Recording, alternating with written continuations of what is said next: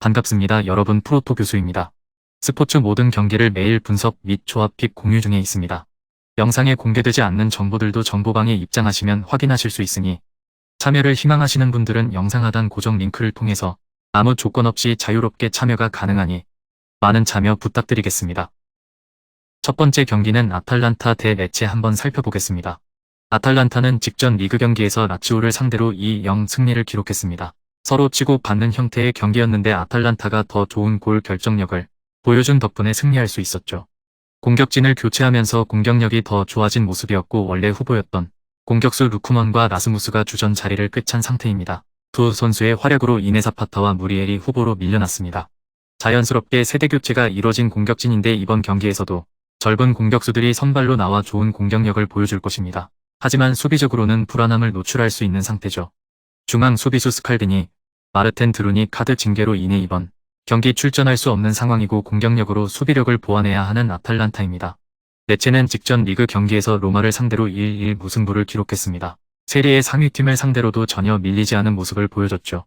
전력이 좋은 팀을 상대로 오히려 더 좋은 모습을 보여주고 있는 레체입니다. 시즌이 재개된 후 치러진 라치오, 밀란, 로마와의 경기에서 패배를 기록하지 않았고 아탈란타와 최근 맞대결에서 승리를 기록했습니다. 이번 경기 마찬가지로 쉽게 무너지지 않을 것으로 보입니다. 중앙 미드필더 곤잘레스가 카드 징계로 인해 경기에 출전하지 못하는 것은 타격이 커 보입니다. 강팀에게 강한 레체를 상대하게 된 아탈란타입니다. 전력 손실이 많은 아탈란타가 고전할 가능성이 크고 또한 아탈란타의 손쉬운 승리보다는 레체의 선전이 기대되는 경기입니다. 두 번째 경기는 피오렌티나 대 엠폴리 한번 살펴보겠습니다. 피오렌티나는 브라가와의 유럽 대항전 경기에서는 상대팀에서 퇴장이 나온 것을 놓치지 않고 내 골을 몰아치면서 유리한 고지를 점할 수 있었습니다. 다만 리그에서는 꾸준히 부진한 모습을 보여주고 있는데 공격진에서 기동성을 찾아보기 어렵다는 점이 발목을 잡고 있는 셈. 피오렌티나가 기본적으로는 지공 양상을 띠는 팀이라 경기의 템포가 빠르지 않은 것은 이해가 가능합니다. 다만 점유율을 유지하는 것 이외의 상대 수비 라인을 공략할 확실한 무기가 없다는 것이 문제. 이미 수비가 강한 토리노, 레체 등이 중위권 팀을 상대로도 승점 3점을 따내지 못하는 등 철저하게 강약약강의 모습을 보여주고 있는 상태죠. 엠폴리도 전방위적으로 압박을 가하면서 수비에 나서는 특징을 가지고 있어 피오렌티나의 템포를 최대한으로 늦추는 것은 가능할 전망입니다. 이를 감안하면 이번 경기에서도 경기 주도권을 쥐는 것과는 상관없이 득점력을 크게 기대하기는 어려울 전망. 원정이기는 했지만 이미 엠폴리와의 첫 대결에서도 공격적으로 부진한 모습을 보이면서 0-0 무승부에 그쳤던 바 있었습니다. 엠폴리는 근 수비가 다소 흔들리는 기색이 있습니다. 스페치아에게도 두 골을 허용하면서 2-2 무승부에 그친 것이죠. 최근 득점력이 꽤 살아난 모습을 보여주고 있다는 점은 긍정적인 신호이기는 하나 장점인 수비력이 흔들리면 승리를 가져오는 것이 어렵습니다. 최근 허용한 6골 중 2골은 박스 바깥에서 나온 것이었기에 운이 다소 따르지 않았다고 볼 수 있겠습니다. 그러나 박스 안에서의 수비는 흔들리는 기색이 역력하기는 한데 로마전에서는 전반 6분 만에 코너킥에서 2골을 내주고 패했고 지난 스페치아전에서도 PK로 역전골을 허용하는 모습, 전방위적인 압박 기조로 피오렌티나의 박스 접근 자체를 막아내지 못하면 실점 확률이 매우 높을 것을 예상해 볼 수 있죠. 그래도 체급 차이가 꽤 났던 로마전을 제외하면 스페치아와 토리노를 상대로는 2골씩을 넣고 있다는 점은 긍정적인 대목. 물론 토리노전에서는 세트피스와 중거리로 멀티골을 만들어낸 것이었고 스페치아는 워낙 수비가 약한 팀인 것은 감안해야 할 것이다.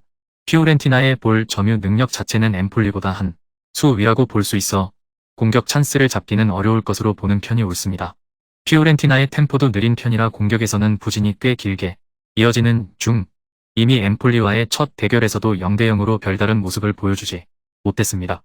압박으로 박스 내 접근을 최소화하는 시나리오는 기대를 해볼 만하다. 물론 주도권에서는 피오렌티나가 앞설 가능성이 높아 엠폴리의 박스 안 수비가 최근 다소 불안하다는 점이 결정적인 역할을 할 수 있습니다.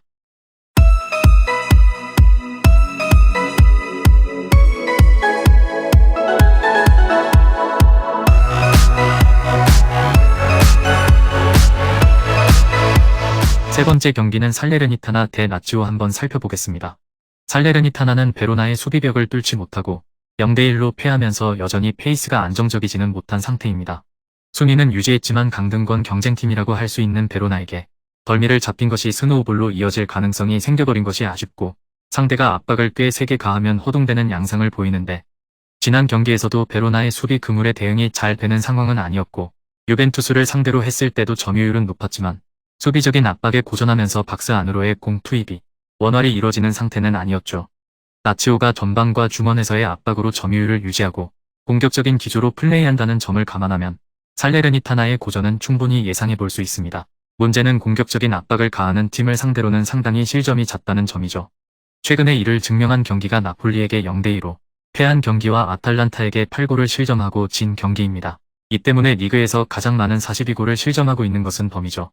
라치오의 최근 득점력이 시즌 초반만큼 확실한 상황은 아니나 살레르니타나의 특성을 감안하면 수비에서 위기 상황이 생길 것은 가능성이 꽤 높은 시나리오입니다. 라치오는 퇴장자가 나왔음에도 불구하고 임모빌레의 골을 잘 지키면서 승리를 거둘 수 있었습니다. 최근 리그에서는 득점력 난조로 인해 순위가 쭉쭉 내려가고 있는데 지난 경기에서의 승리를 발판 삼아 리그에서도 순위를 빨리 올리면서 챔스권 경쟁에 불을 지필 필요가 있죠. 물론 역습은 조심해야 할 필요가 있습니다.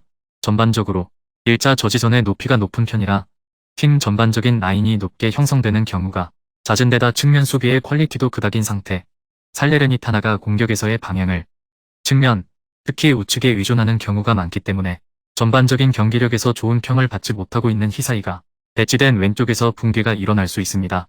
최근에는 득점력이 예전만한 모습은 아닌데 임모빌레가 원톱으로 나서자 되려 공격력이 기대에 미치지 못하는 모습. 임모빌레를 수비하는 방식이 상당히 간단하기 때문인데 포처 성향이 강하기 때문에 수비력이 좋은 선수를 1대1 마킹을 붙이거나 아예 라인을 뒤로 밀어 공간을 주지 않는 방식으로 대응하면 크게 활약하지 못하고 있는 상태. 물론 전방 지향적인 플랜으로 꾸준한 공격권을 가져올 가능성은 높아 득점 확률 자체는 높게 평가하는 것이 옳습니다. 라치오가 주도권을 잡는 경기가 될 것입니다. 살레르니타나가 라인을 뒤로 밀어버리는 압박 위주의 팀에게는 상당히 약한 모습을 보이고 있는 상태죠. 물론 임모빌레를 수비하는 방식이 생각보다 쉽다는 점은 우려스러운 점이라고 할 수 있지만 승점 3점에 필요한 득점 정도는 할 수 있을 것으로 보여집니다. 물론 유독 좋지 못한 측면 수비와 로마뉴리의 공백으로 인한 라치오의 수비적 공백은 고려해야 합니다. 마지막 네 번째 경기는 우니온 베를린 대 샬케 한번 살펴보겠습니다. 우니온 베를린은 아약스와 0대0으로 비기면서 1차전을 잘 치렀습니다. 유럽 대항전에서는 최대한 실점을 억제하면서 운영하는 경우가 잦았고 자신들도 골을 못 넣는 대신 상대의 공격도 무력화를 잘 시키는 모습이었는데 원정에서도 이 방식이 잘 통했다고 할 수 있었습니다. 다만 리그에서는 데커의 활약을 앞세워 상당히 골이 자주 터지고 있는 상태죠. 리그와 유럽 대항전에서의 분위기 자체가 다른 팀이라고 할 수 있을 것입니다. 후반기에는 리그 전승을 기록하고 있는데 매 경기 멀티골을 성공시키면서 훌륭한 득점력을 과시하고 있는 중이죠. 물론 이틀 만에 경기를 치르는 것이기 때문에 체력적인 문제는 엄습할 수 있기는 한 상태. 우니온 베를린이 체력이 떨어지는 모습을 보인 전반기 마지막에는 수비적으로 상당히 문제를 드러내는 경우가 많았는데 전반기 막까지 3경기에서는 11실점이 나오면서 선수들의 집중력이 상당히 떨어지는 듯한 모습을 보여준 바 있었고 물론 해당 기간의 상대가 레버쿠젠, 아우크스부르크, 프라이부르크로 샬케보다 강한 전력을 가진 팀들이었다는 점은 감안해야 합니다. 샬케는 최근 3연속 무승부를 기록 중 가장 수비가 좋지 않은 팀이라는 평과는 다르게 3경기에서 모두 무실점을 기록한 것이 승점 1점이라도 따게 해준 원동력이라는 평가를 듣고 있는 상황입니다. 다만 3경기 연속 무승부의 주인공이라고 할 수 있는 엔츠가 개인 사정으로 인해 이번 경기에서는 출전이 불투명하다는 소식이 있죠. 샬케가 무승부를 3번 연속으로 거두었던 경기에서는 모두 엔츠가 출전해 적극적인 리커버리 능력을 보여준 바 있었기에 엔츠 하나만 빠져도 샬케의 수비 라인에는 큰 위기가 찾아왔다고 할 수 있을 것입니다. 수비가 좋아진 부분은 있고 적극적인 수비로 공격까지 빠르게 이어가는 것을 노리고 있지만 생각만큼 원활하게 공격이 이루어지지는 않고 있는 상태죠. 수비가 좋아진 것에 비해 공격진이 받쳐주지를 못하고 있는데 올 시즌 공격 효율에서 리그 최하위에서 벗어나고 있지 못한 것이 큽니다. 지난 경기에서도 기대 득점은 1.35골로 나쁘지 않았고 경기 점유율도 가져왔지만 빅 찬스를 하나도 만들지 못하는 모습을 보여주었습니다. 샬케의 상승세를 이끈 엔츠의 공백이 있을 수 있다는 점을 비중있게 평가했는데 그동안 엔츠가 출전한 경기에서는 실점 억제력이 상당히 좋아진 바 있었기에 샬케의 수비 라인에는 위기가 찾아왔다고 할 수 있을 것입니다. 물론 우니온 베를린도 압박 위주의 플랜을 짜고 있기 때문에 이틀의 휴식을 가지고 치르는 경기에서는 수비 라인이 아주 안정적으로 버텨주지는 못할 가능성도 있으나 우니온의 우세가 예상되는 매치입니다.